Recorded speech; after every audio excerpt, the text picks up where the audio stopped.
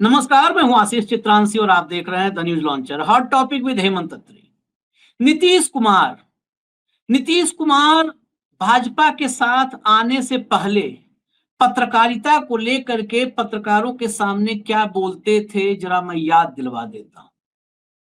Press conference में कहते थे पत्रकारों से, हमको पता है आप लोग फंसे हुए हैं, आप लोग बंधे हुए हैं, आप लोग कुछ कर नहीं पा रहे, न लिख पा रहे, न बोल पा रहे हैं, बस हटा देते हैं मोदी की सरकार को, फिर आप लोग आजाद हो जाएंगे।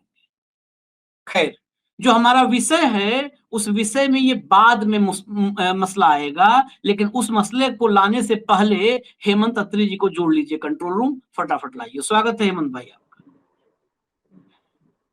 दरअसल एक बड़ा ऐलान हुआ है, बड़ा ऐलान है कि राहुल गांधी अब कमान संभालेंगे वोटबंदी के खिलाफ, चुनाव आयोग के खिलाफ, ज्ञानेश कुमार के खिलाफ।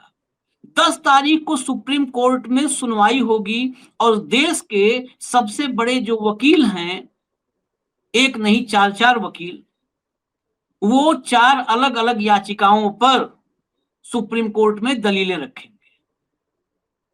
अगर सामान्य कानून की समझ रखने वाले की दृष्टि से देखें तो सुप्रीम कोर्ट में यह मामला बहुत मजबूत है और चुनाव आयोग बहुत कमजोर है, लेकिन 11 साल के अमृतकाल में हमेशा कमजोर पक्ष मजबूत कर दिया जाता है, ये हम देखते आए हैं। लेकिन इस एक दांव से मोदी और शाह, सीधा सीधा कहें तो गुजरात लॉबी चित हो गई है, पूरी गुजरात लॉबी चित हो गई है। और चुनाव आयोग ने जिस चुनाव आयोग ने 240 पहुंचाया, हरियाणा जिताया, महाराष्ट्र जिताया, ऐसा हम तो नहीं कहते, लेकिन विपक्ष तो कहता ही है, जनता भी दबी जुबान कह देती है। उसी चुनाव आयोग ने शायद पहली बार बीजेपी को भयंकर फंसा दिया है। दरअसल 10 तारीख को सुप्रीम कोर्ट में सुनवाई होगी और 9 तारीख को बिहार में हल्ला बोल और बिहार बंद कॉल की गई है।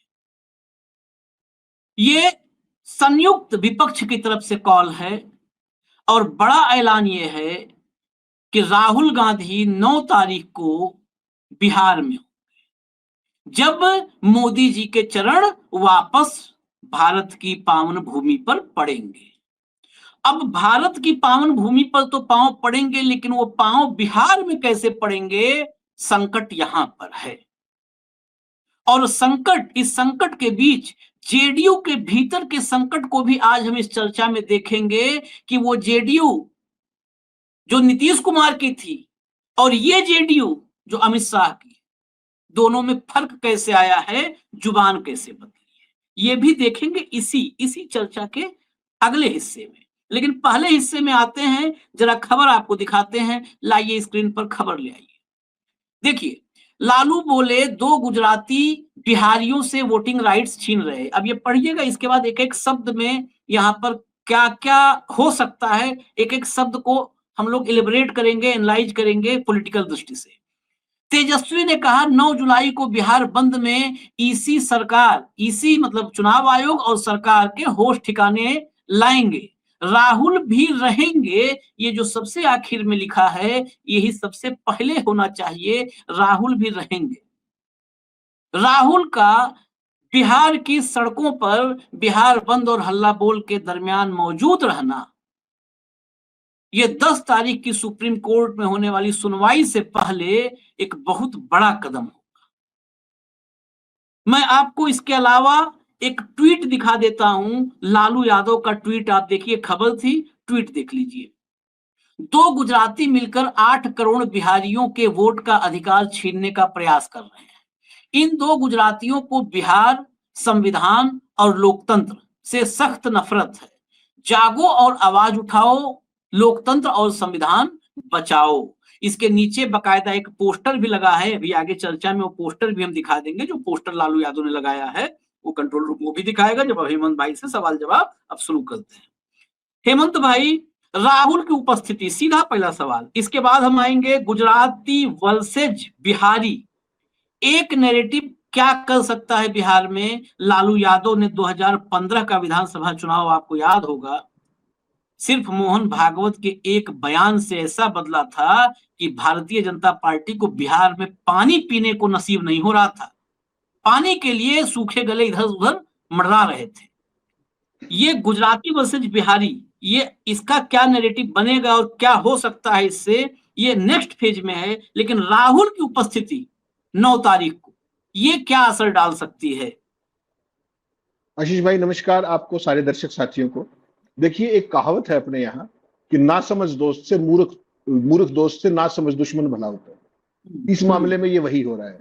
आपने पानी में हाथ डाला कि हाथ को साफ कर लूं और पता लगा कि हाथ जल गया। ये वही हो रहा है जो इलेक्शन कमीशन के साथ होने वाला है और जो बीजेपी और मोदी साहब के साथ होने वाला है, कम से कम बिहार के मामले। देखिए, नोटबंदी एक अलग चीज थी। वोटबंदी तो लोकतंत्र में उसका मतलब समझ सकते हैं आप। और बिहार के अंदर ये कैच फ्रेज बहुत जबरदस्त वायरल है कि 2 गुजराती मिलकर बिहार में वोटबंदी करने जा रहे हैं। यानी कि बेहद भावनात्मक मुद्दे पर गलत नंबर डायल कर दिया है। और देखिए, एक चीज आपको बैकग्राउंड में थोड़ा सा और जाना पड़ेगा। ब्यूरोक्रेट्स जो होते हैं ना, हर एक सरकार के समझदार ब्यूरोक्रेट, सलाहकार, दुनिया भर की चीजें होती। मोदी और शाह पुरानी टेक्नोलॉजी के जरिए हरियाणा जीता, मध्य प्रदेश जीता, महाराष्ट्र जीता, 89% का स्ट्राइक रेट आया, सारी बात हुई। छत्तीसगढ़ जीता, किसी ने अपेक्षा भी नहीं की। यहां पर ऐसा क्या हो गया कि आपको ऑल टुगेदर 1 महीने के अंदर ये सब करना पड़ गया। यानी कि देखिए, ज्ञानेश कुमार की अपनी तो इतनी हैसियत हो नहीं सकती कि इतना बड़ा फैसला अपने स्तर पर लो। उनको कोई ना कोई समझना पड़ेगा बिटवीन द लाइन्स। उनको कोई ना कोई फिलर आया होगा, और फिलर कहां से आएगा आपको पता है इस बात का, मुझे और आपको कहने की जरूरत। अगर कोई भी समझदार चुनाव आयुक्त या मुख्य चुनाव आयुक्त होता, वो कहता है कि साहब we are running short of time, 4 महीने का तो बच ही गया सारा, और इस एक्सरसाइज के लिए 10 से 12 महीने चाहिए। या तो हम इसको पहले करते या अपनी पुरानी टेक्नोलॉजी पे चलते हैं, जो भी राजीव कुमार जी करते गए हैं बड़े सफल प्रयोग करके। तो जैसे ही वहां से इशारा आया, उस पर बिना कोई दिमाग अप्लाई किए हुए उसको इन्होंने घोषणा कर दी। और जब से ये सारा कार्यक्रम आपने देखा, एडीआर फ्राइडे को कोर्ट में चली गई रात को, सैटरडे मॉर्निंग। वो लिस्ट था केस आज, अब 10 तारीख को आएगा। आप 240 सीट बीजेपी आने के बाद आप थोड़ा सा सोचिए, पीछे चलिए। लेटरल एंट्री करते थे मोदी जी, बैकडोर से आईएएस की और ज्वाइंट सेक्रेटरी की पोस्टों में, डायरेक्टर लेवल की पोस्टों में। राहुल गांधी ने चुनाव के बाद एक ट्वीट किया और सरकार ने कितना जल्दी उस पॉलिसी को वापस लिया, याद आपको? 100 साल से जो आरएसएस जातिगत जनगणना के खिलाफ थी, उसका फैसला किस तरीके, जब राहुल गांधी ने संसद में ये कहा कि हम इसी सदन में जातिगत जनगणना पास करके दिखाएंगे। आप देखिए, पहलगाम के बाद और ऑपरेशन सिंदूर के बीच में जातिगत जनगणना का फैसला सरकार को करना पड़ा, याद होगा आपको। और अब ये मामला बिहार का नहीं रह गया है। जब movement Rahul Gandhi enters into it, ये मामला डेमोक्रेसी वर्सेस ऑटोक्रेसी का हो जाएगा। वोटबंदी का फ्रेज ऑलरेडी कैचअप हो गया है। तो ये भारतीय जनता पार्टी और चुनाव आयोग दोनों ने मिलकर के ये सेल्फ गोल कर लिया है। और ये सेल्फ गोल ऐसा हुआ है कि अब वहां पर फेस सेविंग करना बहुत मुश्किल होगा आपको। देखिए, ये फैसला देर सवेर, या तो शराफत तो इसमें है कि जैसे बीजेपी पहले यू टर्न लेती है, वैसे यू टर्न करवा ले चुपचाप कोई रास्ता निकाल के। और आप देख रहे होंगे, नोटबंदी की तरह ही वोटबंदी के मामले में चुनाव आयोग की तरफ से कोई ना कोई स्पष्टीकरण, कोई विज्ञापन रोज आ रहे हैं, जब से सुप्रीम कोर्ट में मामला गया। इसका मतलब जो हमने उस दिन शो में कहा था सैटरडे को, मैं फिर वही बात कह रहा हूं, they will try to defend the indefensible which they can not.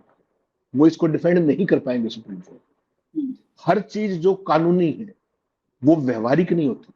कानून एक पक्ष है, लेकिन क्या वो व्यवहारिक है, और क्या वो आपके लिए लाभकारी होगी, या वो आत्मघाती हो जाएगी। ये जो मामला है आशीष भाई, ये बिना सोचे समझे एक यू मान करके यहां लोकतंत्र वोकतंत्र कुछ नहीं है, जो हम चाहे वो कर सकते हैं, उस धुन के अंदर ये करवा तो दिया। अब इससे कदम वापस खींचने में चुनाव आयोग को पसीने आएंगे। और बीजेपी, मोदी और शाह को तो बिहार में मुंह दिखाने की दिक्कत आएगी। जैसा आपने ओपनिंग में कहा ना, इंट्रो में जो आपने कहा कि वहां क्या कह के जाओगे कि ये चुनाव आयोग ने कर दिया था, कौन मानेगा आपकी बात? इस देश में आपसे पूछे बिना कोई सांस तो लेता नहीं, पत्ता तो हिलता नहीं। चुनाव आयोग इतना बड़ा फैसला कर दे कि 8 करोड़ वोटर्स का सारा वो 1 महीने में कर देगा। तो ये बेसिकली सेल्फ गोल हो गया है। और आज आपने देखा कि 9 पॉलिटिकल पार्टियां भी सुप्रीम कोर्ट में चली गई। ये बिहार बंद 9 तारीख को है, राहुल गांधी वहां पहुंच रहे हैं। तो ये सारा मामला अब नेशनल नहीं रह गया है, ये पूरा इंटरनेशनल लेवल पे ये देखा जाएगा कि भारत में डेमोक्रेसी और बिहार जैसे बड़े राज्य में किस तरीके से लोगों को वोट के अधिकार जो संवैधानिक गारंटी है उससे महरूम करने की एक साजिश की गई। तो इस पर नेशनल छोड़ दीजिए, आप इस पर इंटरनेशनल नजर रहेगी। इस मामले को आप यहां तक राहुल गांधी के जब तक तेजस्वी थे, जब तक लालू थे, तब तक वो बात थी बिहार तक सीमित थी। The moment Rahul Gandhi enters it becomes a national and international issue. तो पूरे दुनिया के अंदर एक मैसेज जाएगा कि मोदी सरकार क्या करने जा रही थी।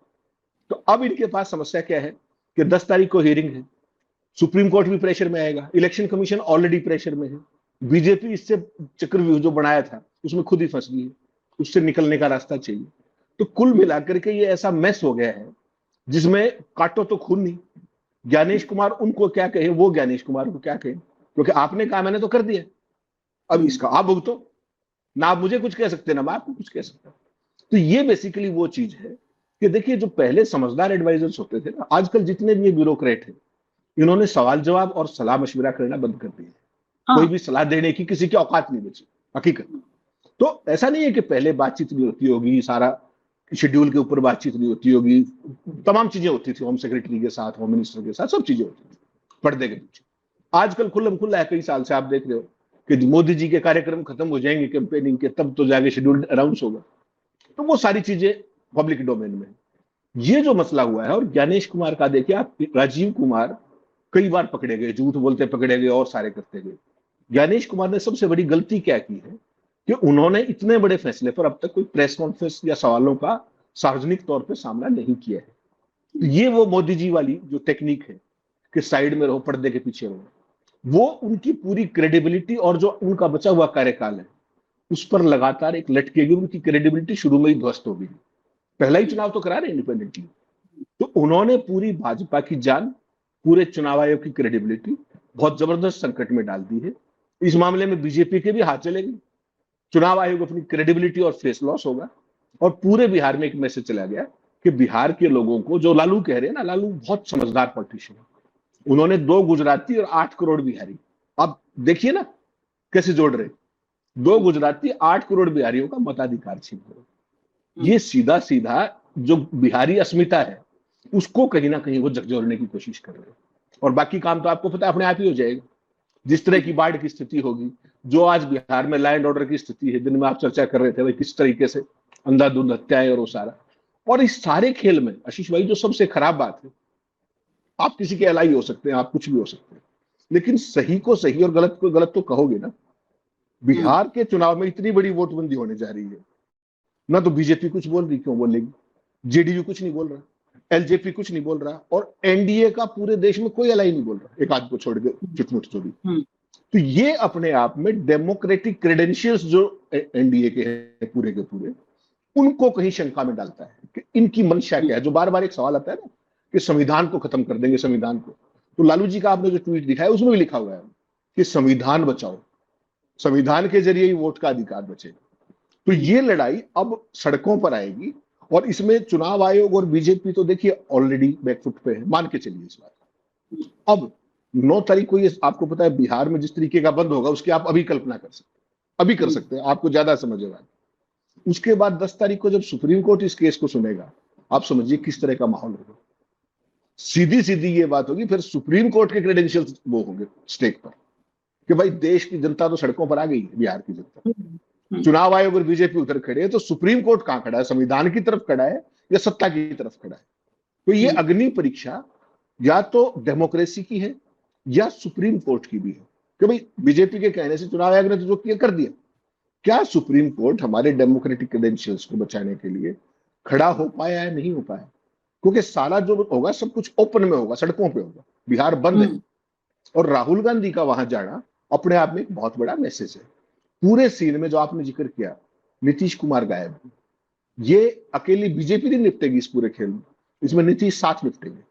नीतीश एक तो कहीं विजिबल नहीं, पूरे खेल में कहीं विजिबल नहीं। मुख्यमंत्री तो आप हो भाई, कोई और थोड़ी, आपको बोलना चाहिए इस पूरे मामले में। अभी तक एक शब्द नहीं बोला, ना उनकी पार्टी कुछ बोल रही है। इसका मतलब सत्ता को, नीतीश को तो पता है, अपनी सेहत का भी पता है, सबको पता है। कहीं बिहार में ये मैसेज चला गया कि नीतीश किन्हीं कारणों से बीजेपी को सत्ता में लाना चाहते हैं बैकडोर से, इस खेल के जरिए। नीतीश की पार्टी भी निपट जाएगी साथ, बीजेपी तो निपटेगी, साथ में नीतीश भी निपटेगी। ये बात कोई नहीं समझ रहा है। तो अब ये लड़ाई सड़कों पर होगी, और यहां से कौन जाने के बिहार से ही सारी चीजें, आपको पता है देश में जन जागरण का जो भी अभियान होता है वो वहीं से शुरू होता है और यूथ से होता है। अगर इसमें यूथ मोबिलाइजेशन हुआ, आपने पीछे देखा राहुल गांधी गए थे बिहार में, उस समय उनको जाने नहीं दे रहे थे, कभी पैदल गए, कभी गाड़ी से उतर के गए, धक्का मुक्की हुई, जो भी हुआ, वो सारा सीन, प्लस अब ये नोटबंदी या वोटबंदी, ये अपने आप में भारतीय जनता पार्टी जो मेहनत अभी तक मोदी जी, शाह ने, आरएसएस ने की थी वहां, उस सारे का मटियामेट हो गया है ये। और अब ये लड़ाई सड़कों पर होगी, और मेरे को गारंटी की बात लगती है कि या तो हो सकता है 10 तारीख से पहले चुनाव आयोग भी अपना फैसला वापस ले ले, क्योंकि this is the only way out. Otherwise जो चुनाव आयोग की जब सुप्रीम कोर्ट में फसीहत होगी, उसको डिफेंड करना फिर बहुत मुश्किल होगा। They will be defending the independence. नहीं, चुनाव आयोग तो उम्मीद नहीं है मुझे कि फैसला वापस लेगा, क्योंकि चुनाव आयोग ने तो फैसला जो करना था वो इम्प्लीमेंट कर लिया है। चुनाव आयोग तो, हम लोग शुरू से कह रहे हैं कि चुनाव आयोग ये सब जानबूझ करके इतना इतना विवाद पैदा कर रहा है कि उसमें वो जो असली खेल किया है वो कोई पकड़ ना पाए। लेकिन लेकिन उसके साथ जो आपने कहा कि नीतीश कुमार निपट जाएंगे, नीतीश कुमार तो निपटे हुए हैं। नीतीश कुमार एक ऐसा मुख्यमंत्री, प्रदेश का मुख्यमंत्री लग ही नहीं रहा है कि मुख्यमंत्री है। बिहार इस समय बिना ड्राइवर के चलता हुआ नजर आ रहा है, कोई मुख्यमंत्री नहीं है। अस्पताल संचालक, एक अरबपति की हत्या हो जाती है, नीतीश कुमार मुख्यमंत्री का स्टेटमेंट नहीं आता है। हेमंत भाई, स्टेटमेंट नहीं है। yes. कल हुआ, आज बताए स्कूल संचालक, कल अस्पताल संचालक की हत्या, आज स्कूल संचालक की हत्या उसी पटना में गोली मार के हुई। 24 घंटे में 4 हत्याएं बड़े बड़े वो हो चुकी हैं। इंजीनियर की हत्या हो गई, गोली मार दी गई, लेकिन मुख्यमंत्री का आते पता नहीं है। पूरे बिहार में कायदे से तो लापता सीएम का एक पोस्टर लगवाना चाहिए, 9 तारीख को भी साथ में लेके चले विपक्ष के लोग कि मुख्यमंत्री कहां है। बिना मुख्यमंत्री का कोई प्रदेश कैसे चल सकता है भाई। दूसरी बात जो आपने कहा, मैं उस मुद्दे पर आना चाहता हूं कि बिहारी वर्सेज गुजराती, इसमें कोई दो राय नहीं है। मैं भाजपा के बहुत सारे लोगों को जानता हूं, नाम नहीं ले सकते, और बड़े जिम्मेदार पदों पे हैं, और कुछ तो बहुत महत्वाकांक्षी लोग हैं भाजपा में, जो पीठ पीछे बड़े कॉन्फिडेंशियल उसमें आते हैं, तो बात करते हैं कि भैया किसी तरह इन गुजरातियों से मुक्ति मिले। है बहुत सारे, आपको भी, आपके जानने वाले बहुत सारे हैं जो कहते हैं कि किसी तरह, भाजपा के नेता, टॉप बड़े लीडरशिप की बात कर रहा हूं, कहते हैं किसी तरह इन गुजरातियों से मुक्ति मिले। बिहार में अगर ये मैसेज चला गया, मैं एक एग्जाम्पल के साथ बताता हूं। इंडियन एक्सप्रेस लगातार 2 दिन से बिहार में ग्राउंड रिपोर्ट कर रहा है, इस पर ग्राउंड रिपोर्ट कर रहा है। एक ही अखबार है इंडियन एक्सप्रेस जो ये काम कर रहा है। एक गांव की तस्वीर उसने रखी है आज की रिपोर्ट में। उस गांव में 2200 फॉर्म बांटे गए, 2200, और वापसी जमा कितने हुए हैं पता है आपको? 150। 150, 2050 लोगों ने फॉर्म नहीं जमा किया क्योंकि डॉक्यूमेंट्स नहीं है, उनके पास नहीं है डॉक्यूमेंट्स। आप औसत देखिए ना, औसत देखिए। मीटिंग में भी जो हुआ है कि 20% मतदाता, ये गुमराह करने की बात है। दरअसल डॉक्यूमेंट की वजह से 70% छट रहे हैं। अब उसमें चुनाव आयोग से कोई पूछेगा थोड़ा ना कि इनका नाम कैसे रखे हो, इनके पास नहीं डॉक्यूमेंट था। अब वहां पर चुनाव आयोग के पास असीमित शक्ति है कि कोई बताएगा थोड़ा ना किसका डॉक्यूमेंट था, नहीं किसका था, किसका नहीं था। हमारे पसंद का है तो था, चलो था, इसका डॉक्यूमेंट आ गया हमारे पास। कोई डॉक्यूमेंट पब्लिक होने वाला है? जो चुनाव आयोग मतदाता सूची महाराष्ट्र की नहीं दिया कांग्रेस को, वो डॉक्यूमेंट बताएगा कि किसका आया किसका नहीं आया। जिसको उसने रख दिया मतदाता सूची, मान लीजिए उसका मिल गया है, जिसका नहीं रखा मान लीजिए नहीं मिला है। ऐसी स्थिति में बिहार में एक बहुत बड़ा संकट पैदा होने जा रहा है, और ये संकट बीजेपी की कल्पना से भी परे है। सवर्ण, उनको लगा सवर्ण तो नहीं बाहर होंगे, सवर्ण का भी फंस गया है मतदाता बहुत बड़े पैमाने पर, क्योंकि उनके पास तो और भी बहुत सारे सवर्ण ऐसे हैं कि उनके पास और भी डॉक्यूमेंटेशन नहीं है, और भी नहीं है डॉक्यूमेंटेशन। तो सवर्ण फंसे हैं, पिछड़े फंसे हैं, दलित फंसे हैं, अल्पसंख्यक फंसे हैं। 9 तारीख को, अच्छा, वाइब्रेंट राज्य है पॉलिटिकली बिहार, ये वोट डालने में उनको कुछ मिलियन वोट डालने। हाँ आशीष भाई, हाँ, एक सेकंड, बड़ी खबर है। अभी तक आपने जो खबर का हवाला दिया वो था कि तेजस्वी ने कहा कि राहुल गांधी आएंगे। राहुल के ऑफिस से मैसेज आ गया कि यस ही इज गोइंग। ये रियल टाइम है जो अभी मैसेज आया, तो मैं आपको अपडेट कर दूं। ये पुष्टि भी हो गई। चलिए, अभी तो हम भास्कर के हवाले से था कि तेजस्वी ने कहा है, अब ये कांग्रेस से राहुल के दफ्तर से भी पुष्टि हो गई। मैं कह रहा था कि बिहार एक वाइब्रेंट स्टेट है। वहां पर आप कई राज्य में चुनाव वगैरह आपने भी देखा, हम लोगों ने सबने देखा। बिहार जितना प्रवासी, मतलब बिहार जैसा राज्य जहां के प्रवासी वापस वोट डालने जाते हो, ऐसा कोई स्टेट आपने देखा नहीं होगा हेमंत भाई। हरियाणा में चुनाव के कितनी वक्त बड़ी बाहर अवेकन से है भाई, कितने मतदाता आते बहुत हैं, कितने मतदाता आते हैं बिहार कोई में? नहीं। करीब करीब 50, 60, 70 लाख मतदाता जाते हैं अलग अलग राज्यों से, और हम निजी तौर पे जानते हैं ट्रेनें फुल हो जाती है कि जा रहे हैं कहाँ, वोट डालने जा रहे हैं, वोट डालने जा रहे हैं, वोट डालने जा रहे हैं। जहां पर ये मतदान को लेकर के इतना ज्यादा एक्साइटमेंट है कि हम वोट डालने जा रहे हैं, 50 लाख लोग चले गए वोट डालने, वहां पर जब आप वोट काट दोगे, वोटबंदी करोगे और सड़कों पर जाएंगे, तो क्या होगा? सुप्रीम कोर्ट क्या करेगा? बिहारी वर्सेज गुजराती हो जाएगा तो क्या होगा? राम को, भगवान को जन भावनाओं के आधार पर भगवान के पक्ष में फैसला देने वाला सुप्रीम कोर्ट जन भावनाओं के आधार पर इंसान के पक्ष में फैसला देगा कि नहीं देगा? नहीं आशीष भाई, देखिए ये जो आप पूरी चीज है ना, ये सारी चीज अपनी जगह है। मैं कुछ और बताना चाह रहा हूँ आपको। आपको ध्यान है उड़ीसा में क्या खेल किया गया था? जो नवीन बाबू थे उनकी सेहत को लेकर भी गड़बड़ मामला चल रहा था।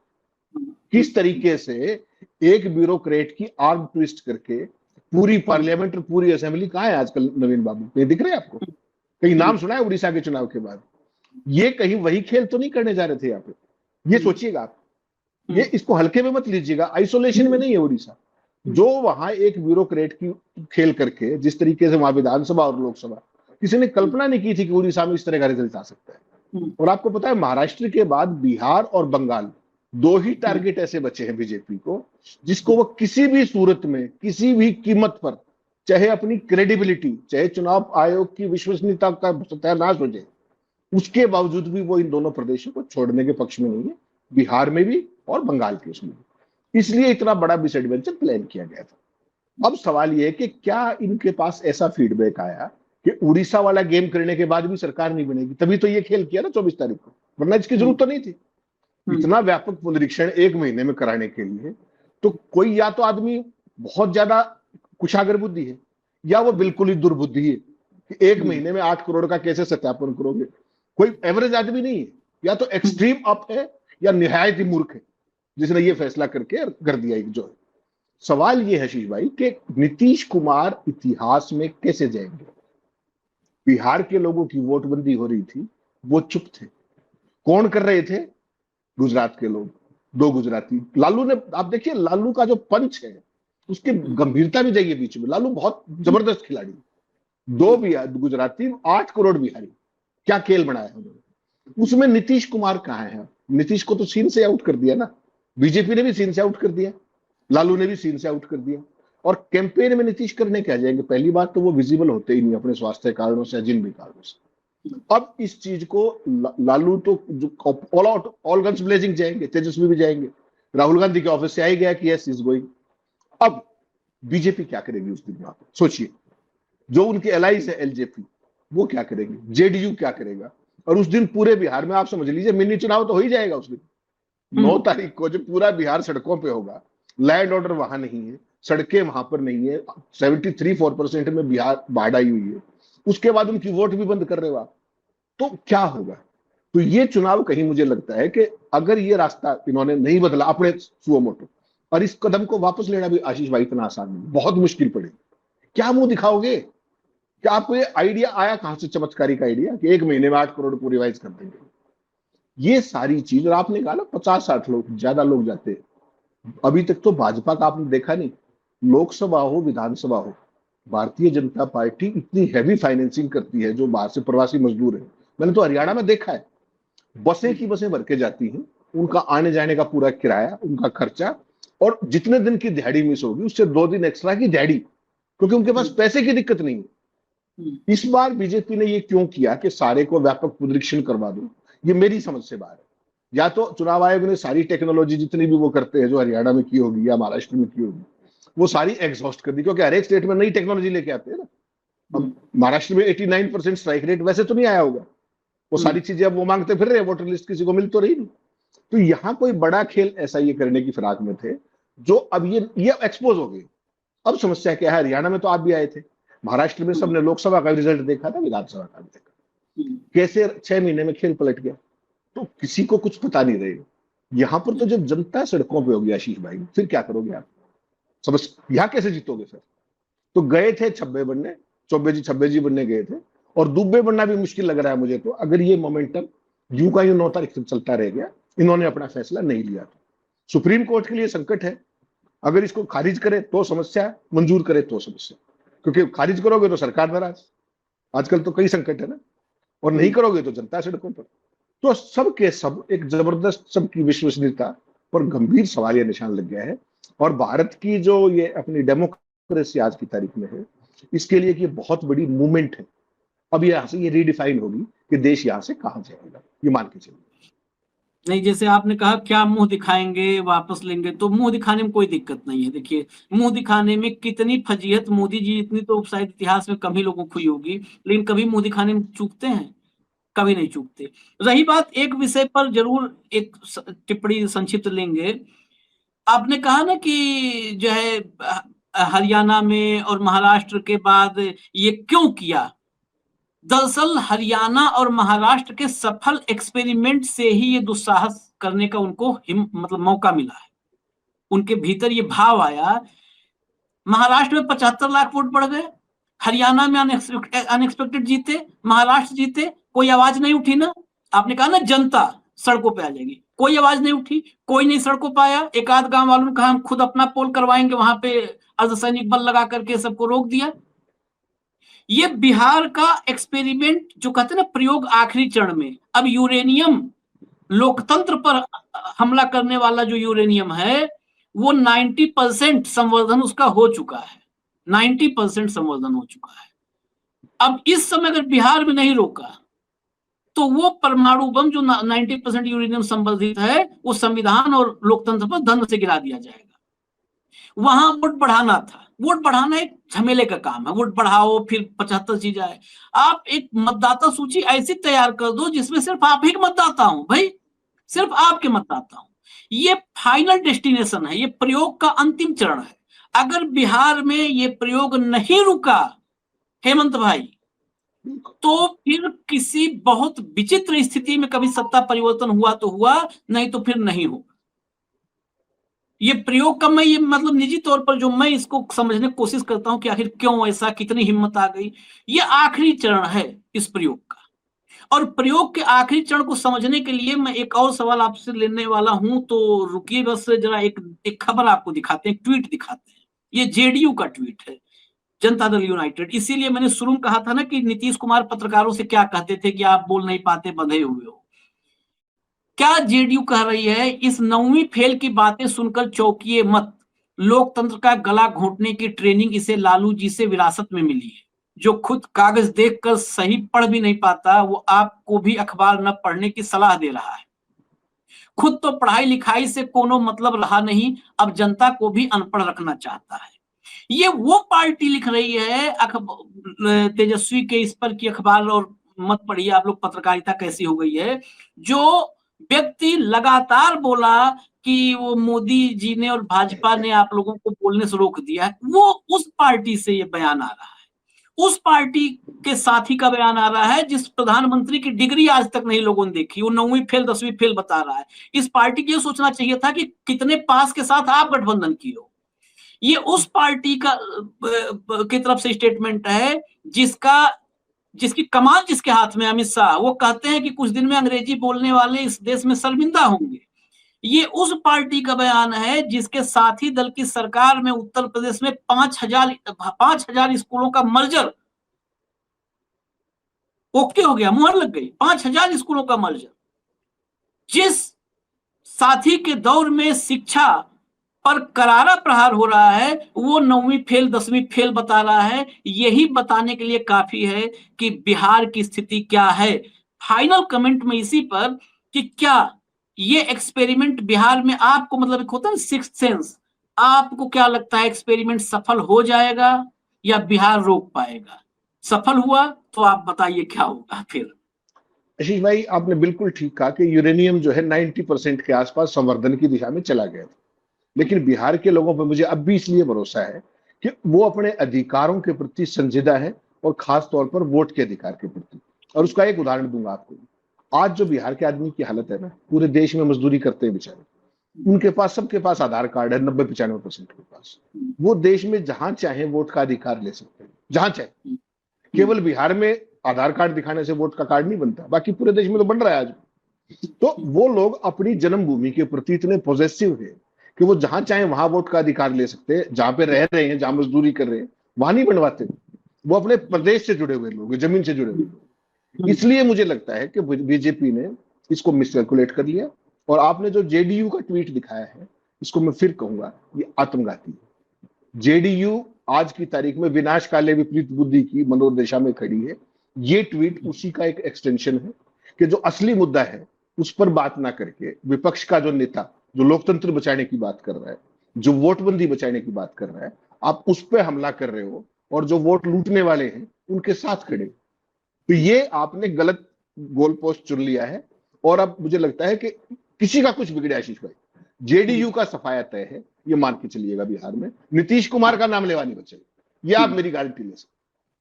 नहीं नहीं, इस बात से मैं सहमत हूं, इस बात से सहमत हूं कि और नीतीश कुमार को उतना ही सीट मिलेगी जितना भाजपा चाहेगी, न एक कम न एक ज्यादा।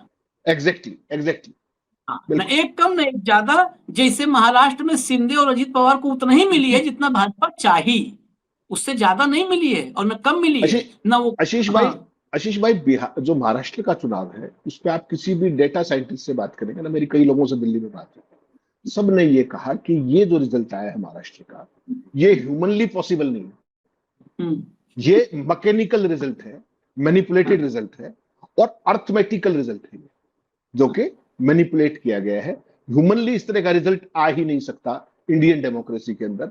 89% स्ट्राइक रेट उस भारतीय जनता पार्टी का, जो 6 महीने पहले जो लोकसभा का चुनाव हो उसमें 50% नहीं आया उसका यहां पर 89% स्ट्राइक रेट आ गया। तो आप कल्पना कीजिए, तो वो जो रिजल्ट है ना महाराष्ट्र, तो अनुपम नहीं गए।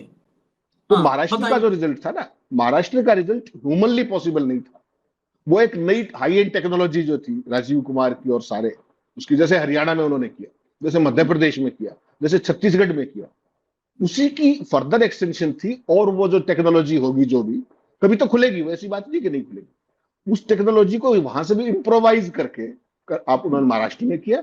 और यहां जो बिहार में करने जा रहे थे, ये उड़ीसा वाला हाल करने जा रहे थे कि नवीन बाबू को ढूंढते रह जाओगे, और अब यहां देखना कुछ भी हो, नीतीश बाबू को अब भी ढूंढते रह जाएंगे आप। मैं फिर वही बात कर रहा हूं।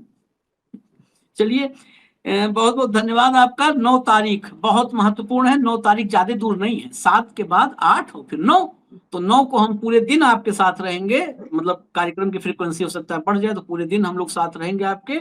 इजाजत फिलहाल दीजिए। न्यूज लॉन्चर देखते रहिए, और न्यूज लॉन्चर भले न देखिए, लेकिन देश के लोकतंत्र और संविधान को जरूर देखिए प्लीज। हमें नहीं देखेंगे, हमें वो भी बर्दाश्त है। इस देश के लोकतंत्र संविधान वो नहीं रहेगा साहब, तो ना आप बोल पाएंगे, ना हम सुन पाएंगे, ना हम बोल पाएंगे, ना आप सुन पाएंगे। इसलिए ये ध्यान रखिएगा। धन्यवाद हेमंत भाई, नमस्कार।